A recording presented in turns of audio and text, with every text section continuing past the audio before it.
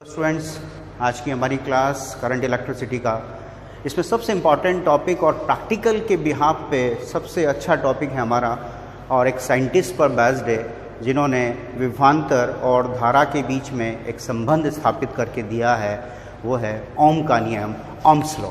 तो आज हमारी क्लास हम शुरू करते हैं ओम के नियम से। ओम का नियम देखिएगा, ओम ने विभवांतर वो धारा के बीच में एक संबंध स्थापित किया है, एक संबंध बताया। वो कहते हैं कि कुछ फिजिकल कंडीशन, भौतिक अवस्थाओं को ध्यान में रखते हुए, उन भौतिक अवस्थाओं की बात करें तो हम कहते हैं कि तापमान यानी टेम्परेचर और दाब यानी कि प्रेशर को यदि कांस्टेंट रखा जाए, इनको नियत रखा जाए, तो जो धारा है वो किसके समानुपाती होती है? विभवांतर के सीधे समानुपाती होती है। विद्युत धारा विभवांतर के सीधे समानुपाती होती है। इसका मतलब विभवांतर भी धारा के क्या है? सीधे समानुपाती है। लेकिन कंडीशन क्या होनी चाहिए कि तापमान व दाब कैसे हों? नियत हों। उस स्थिति में इनका जो संबंध है वो कैसा होगा? सीधा संबंध होगा।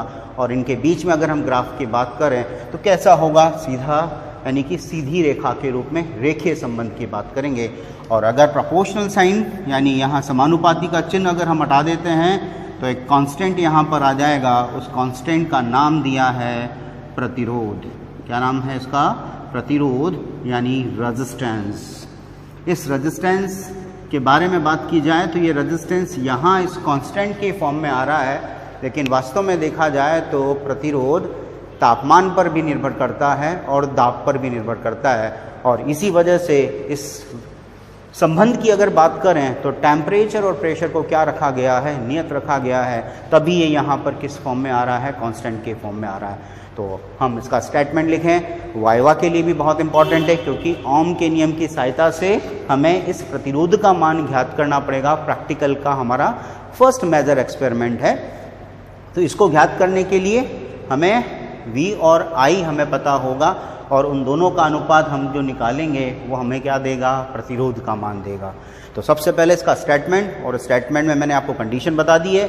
उस कंडीशन को ध्यान में रखते हुए ही हमें एग्जामिनर को वाइवा में आंसर देना है, और वहाँ जो हमें थ्योरी लिखनी है प्रैक्टिकल के लिए भी उसी स्टेटमेंट में कंडीशन को ध्यान में रखते हुए लिखेंगे।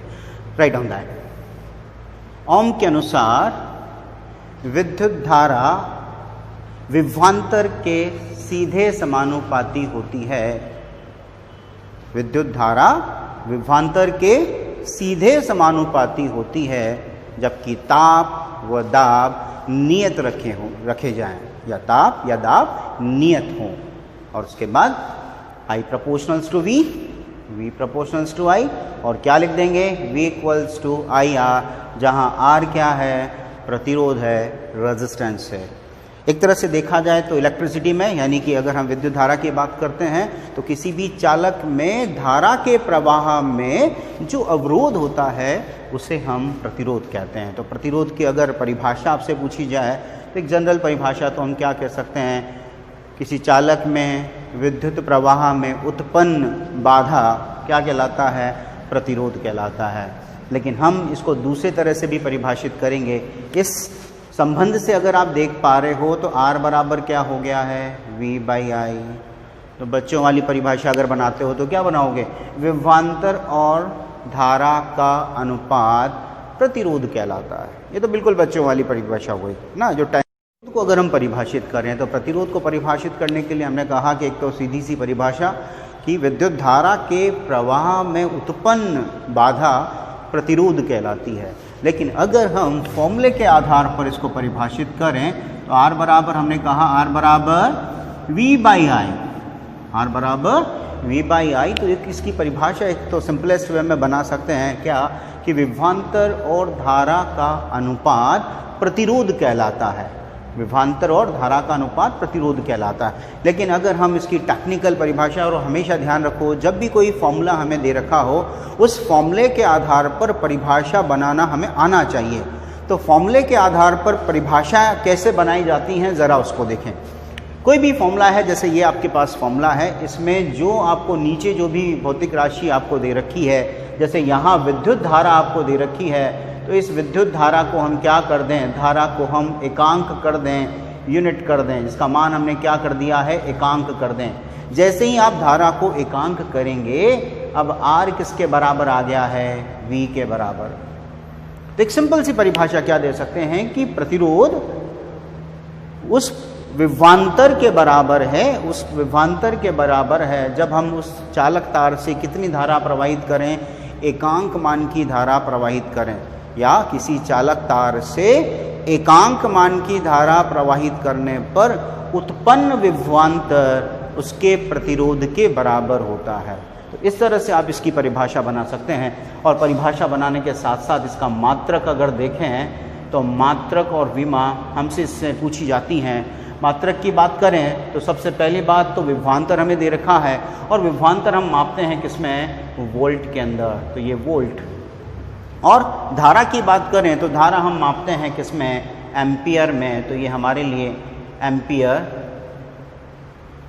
यानी वोल्ट पर एम्पियर। और इसका विशेष मात्रक होता है जिसको हम कहते हैं ओम। और इसका सिंबल अगर देखोगे तो इसका सिंबल हमारे लिए कैसा हो गया है, ये। तो धारा और वोल्टा को साथ में लेते हुए हमने इसके मात्रक की बात करी, और हमारे लिए जो मात्रक हो गया वो हो गया है ओम। अब आपसे परीक्षा में और वाइवा के क्वेश्चन में एक प्रश्न पूछ लिया जाता है, डिफाइन 1 ओम, 1 ओम की परिभाषा देना। अब 1 ओम को कैसे परिभाषित करें, सीधे सीधे फॉर्मूले पे चलें। हमने कहा कि R बराबर क्या है, V/I। R 1 ओम हो कब होगा, जब विभवांतर 1 वोल्ट हो और धारा हमारी कितनी हो, 1 एम्पियर हो। यानी प्रतिरोध 1 ओम, वोल्टा 1 वोल्ट, और धारा की बात करें तो 1 एम्पियर।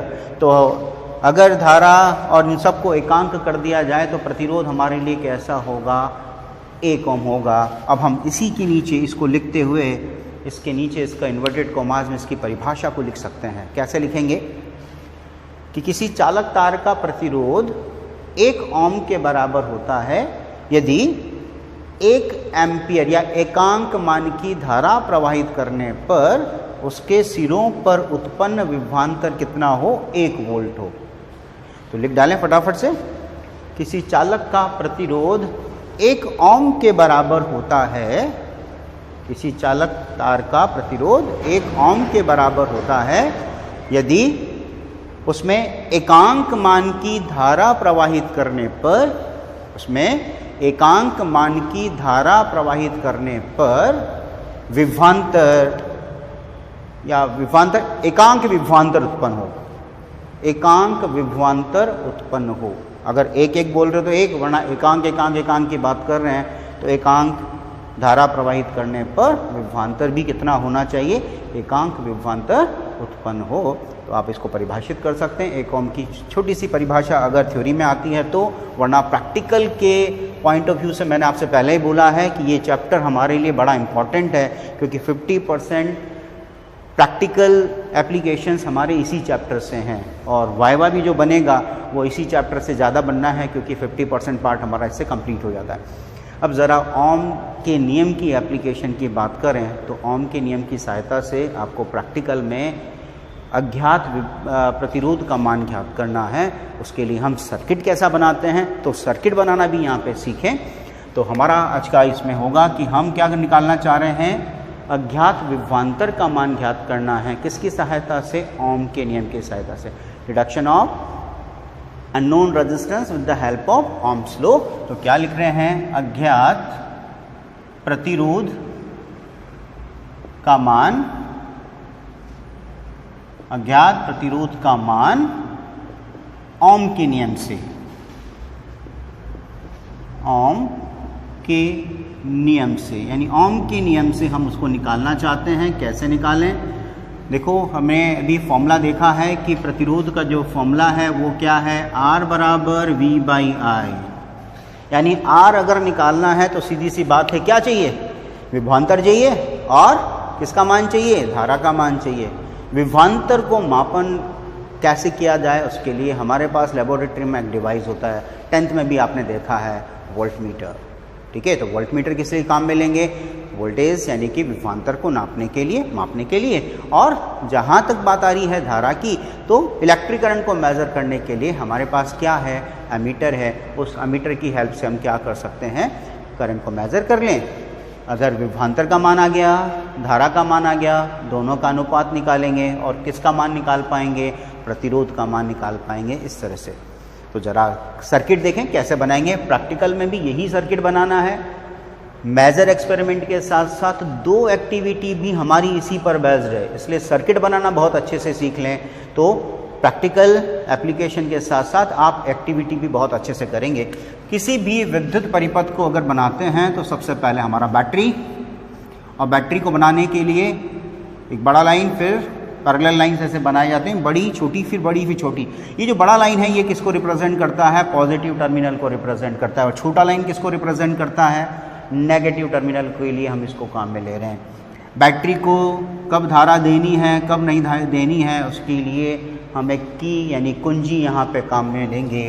तो बैटरी को तो हमने ई से व्यक्त कर दिया, कुंजी को हमने के से व्यक्त कर दिया, और कितना धारा प्रवाहित होना है वो निर्भर करेगा कि सर्किट का प्रतिरोध कितना है, रेजिस्टेंस कितना है। तो इसके लिए हम एक परिवर्तित प्रतिरोध यहाँ लगा देते हैं और उसको विशेष नाम देते हैं क्या? धारा नियंत्रक, रियोस्टेट। तो उस रियोस्टेट की कंस्ट्रक्शन को भी हम समझेंगे। फिलहाल उसको बनाया कैसे जाता है ज़रा देखें। ऐसे बना दिया, इसके 3 टर्मिनल आपको नज़र आ रहे हैं, इसको टच करते हुए एक एरो ऐसे बना करके ले लेंगे। ये हमारे लिए क्या हो गया है? धारा नियंत्रक, रियोस्टेट। और हमें पता है विभवांतर नापना है, वोल्टमीटर काम में लेंगे। वोल्टमीटर हम हमेशा कहाँ लगाते हैं? समांतर क्रम में। क्यों लगाते हैं समांतर क्रम में? क्योंकि समांतर क्रम में दो बिंदुओं के बीच का जो विभवांतर होता है वो हमेशा कैसा होता है? समान होता है। विभवांतर समान होने की वजह से हम इसको कहाँ लगाते हैं? वोल्टमीटर को समांतर क्रम में लगाएंगे। तो ये हमारा अज्ञात प्रतिरोध, और इस अज्ञात प्रतिरोध के सिरों पर हम क्या लगा दें, यानी उसके समांतर क्रम में क्या लगा दें? वोल्टमीटर लगा दें। तो ये हमारा सर्किट कंप्लीट। अब रही बात धारा को मापन करने के लिए हमारे पास अमीटर। अमीटर को हम श्रेणी क्रम में लगाते हैं। क्यों लगाते हैं श्रेणी क्रम में? उसका भी कारण आपको पता है, क्योंकि श्रेणी क्रम में यानी सीरीज में इलेक्ट्रिक करंट का वैल्यू कैसा होता है? सेम होता है। तो हम सीरीज में कहीं भी अमीटर को लगा सकते हैं। फिलहाल हम यहाँ लगा रहे हैं, तो ज़रा देखें, ये अमीटर आपने यहाँ लगा दिया ऐसे। और अब हमारा लास्ट वर्क क्या होना है, हमें ये ध्यान में रखना है, क्योंकि बैटरी हमें पता है कौन सी धारा देती है? दिष्ट धारा, डीसी को ना, डायरेक्ट करंट देती है। और डायरेक्ट करंट के लिए आपको पता है कि इसका मान और दिशा कैसी होती हैं? नियत होते हैं। तो हमें ध्यान रखना है कि पॉजिटिव टर्मिनल कौन सा है, नेगेटिव टर्मिनल कौन सा है।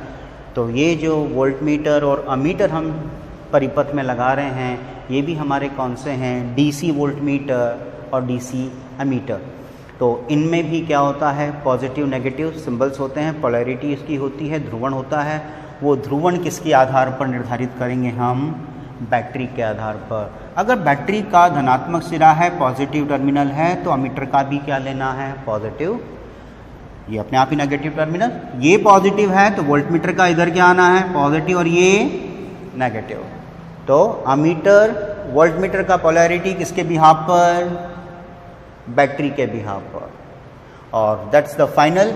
इलेक्ट्रिक करंट भी दिखा दें, क्योंकि इलेक्ट्रिक सर्किट बना रहे हैं, तो इलेक्ट्रिक सर्किट में विद्युत धारा की दिशा, और जब हम प्रकाशिकी की बात करेंगे तो वहाँ जब किरण चित्र बनाते हैं, रे डायग्राम बनाते हैं, तो रे की डायरेक्शन लगाना ना भूलें। इस चीज़ का विशेष रूप से ध्यान रखना है बच्चों, क्योंकि एग्जामिनर का रेड पेन डायरेक्शन दिखाने में काम में नहीं आना है। उससे पहले ही हमें पेंसिल से इसको प्रैक्टिकल में अगर आप बना रहे हैं तो प्रैक्टिकल में पेंसिल से आपको ये डायग्राम बनाना है। प्रैक्टिकल फाइल में भी आपको बनाना है, और जब आपका एग्ज़ाम होगा वहाँ भी आप पेंसिल से बनाएं, बहुत अच्छा से डायग्राम बनाएं। और करंट की डायरेक्शन हमें पता है कैसी जाती है? बैटरी के पॉजिटिव से नेगेटिव की तरफ। ये धारा हमारा दिखाना ना भूलें, ठीक है। ज़रूरी नहीं है कि मैंने 4 जगह दिखाई, आप 2 जगह भी आपने दिखा दिया तो भी कोई प्रॉब्लम नहीं है, लेकिन आप दिखा दें। एग्जामिनर का रेड पेन यहाँ नहीं चलना चाहिए ना, इस चीज़ का विशेष रूप से ध्यान रखें। तो ये सर्किट बनाना आपको आना चाहिए।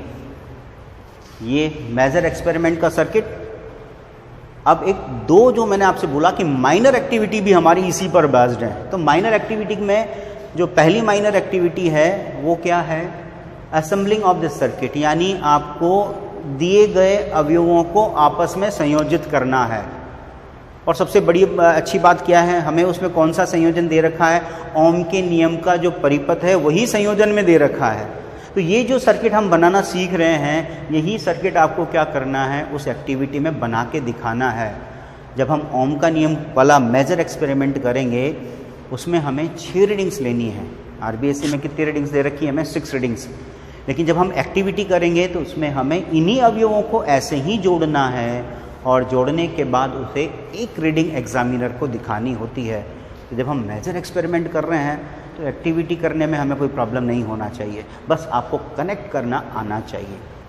जो सेकंड एक्टिविटी है वो किस पर आधारित है, वो भी इसी सर्किट पर आधारित है, पर उसमें हमें क्या करना है, हमें त्रुटि निकालनी है, क्योंकि जो सर्किट वहाँ आपको बना हुआ मिलेगा वो त्रुटिपूर्ण होगा, कोई ना कोई एरर उसमें कर दी जाएगी। जैसे पहली एरर तो क्या करते हैं हम लोग, वोल्टमीटर की जगह मीटर लगा देंगे।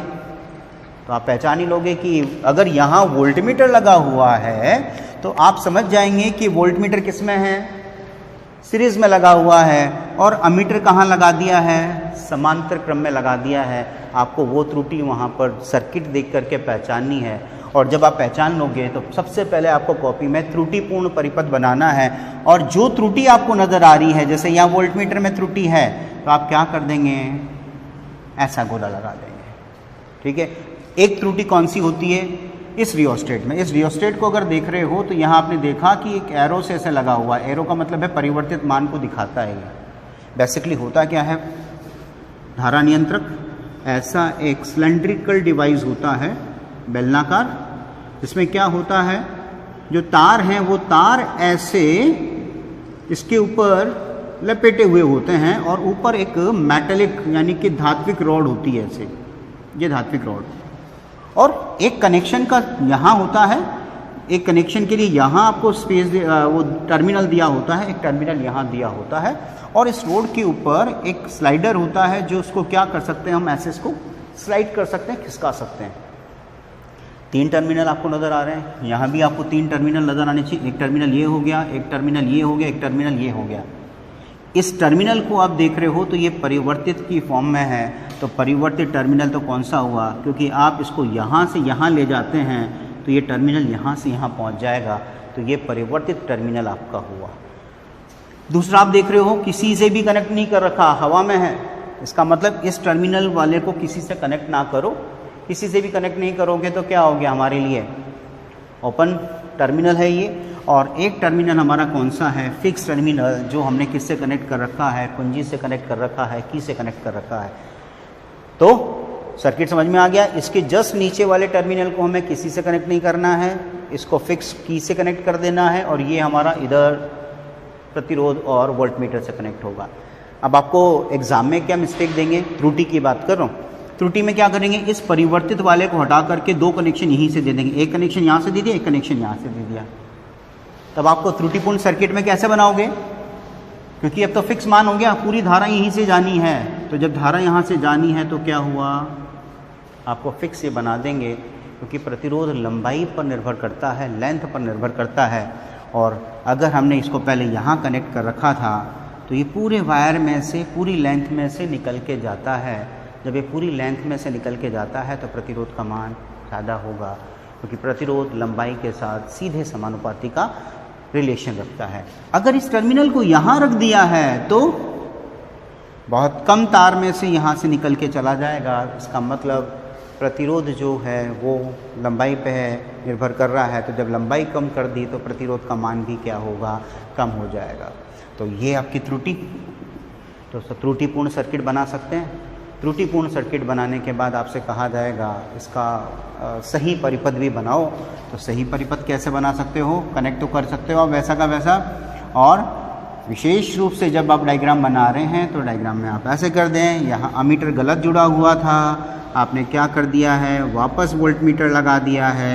यहाँ आपके पास क्या था, अमीटर लगा हुआ था, आपने ये वापस अमीटर यहाँ पर लगा दिया है। और परिपथ में हाँ, एक और महत्वपूर्ण बात, अक्सर बच्चे क्या करते हैं, स्टूडेंट्स प्रैक्टिकल एग्ज़ाम में ही गड़बड़ करते हैं। जो त्रुटिपूर्ण सर्किट है उसमें वो धारा की दिशा बता देते हैं।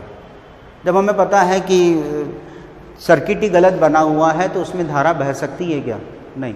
इसलिए हमेशा ही नहीं कि सर ने बोला था कि हर इलेक्ट्रिक सर्किट में करंट की डायरेक्शन दिखानी है, की सहायता से हम अज्ञात प्रतिरोध का मान ज्ञात कर रहे थे, तो हमने देखा कि एक्टिविटी में भी हम किस तरह से काम करेंगे। अब R का मान निकालना है तो हमें विभवांतर और धारा मापने के लिए हमने वोल्टमीटर और अमीटर तो काम में ले लिए। अब वोल्टमीटर और अमीटर की रीडिंग कैसे लेंगे?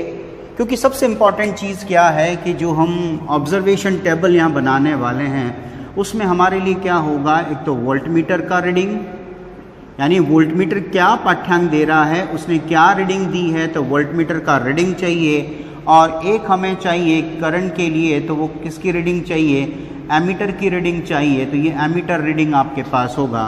और प्रतिरोध निकालने के लिए आपके पास क्या होगा, R equals to V by I, R equals to V by I. तो आप इसको यूज़ कर सकते हैं। अब इसको यूज़ करें कैसे, वोल्टमीटर का पाठ्यांक निकालने के लिए या मीटर का पाठ्यांक निकालने के लिए एक टर्म हमारे पास आती है जिसको हम कहते हैं अल्पतमांक, लिस्ट काउंट। अल्पतमांक का मतलब होता है सबसे न्यूनतम मान वो उपकरण क्या आपको उपलब्ध करा सकता है, minimum value that is measured by that device is known as least count. तो अल्पतमांक निकालने के लिए हम क्या करें, हमने देखा स्केल से स्टार्ट करते हैं। अल्पतमांक वाला जो टर्म है, स्केल में हमने देखा है, स्केल में ऐसे छोटे जो डिविजन्स होते हैं वो 10 होते हैं, 10 डिविजन्स हैं। फिर यहाँ 1 सेंटीमीटर लिखा होता है और टोटल कहाँ तक चला जाता है, 10 सेंटीमीटर तक या 15 सेंटीमीटर तक, depend on the length of that scale.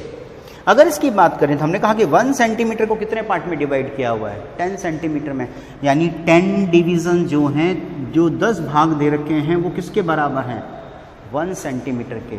तो जो सबसे मिनिमम रीडिंग होगी वो कौन सी होगी, पहले वाले भाग की, फर्स्ट डिवीज़न की। तो 1 division will be equals to 1/10 centimetre, यानी कि 0.1 सेंटीमीटर। यानी इस स्केल से हम जो सबसे न्यूनतम मान निकाल सकते हैं वो न्यूनतम मान कौन सा होगा, 0.1 सेंटीमीटर होता है। स्केल की बात कर रहे हैं।